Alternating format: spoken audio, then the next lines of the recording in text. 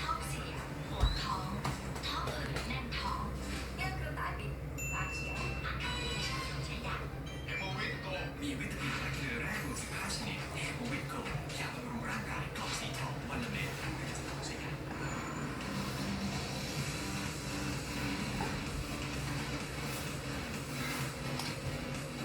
จัดให้ถึงที่ KFC 199 บาทค่ะค่ะ เดี๋ยวแม่ไปนั่งค่ะเดี๋ยวคุณแม่ไปนั่งนะคะ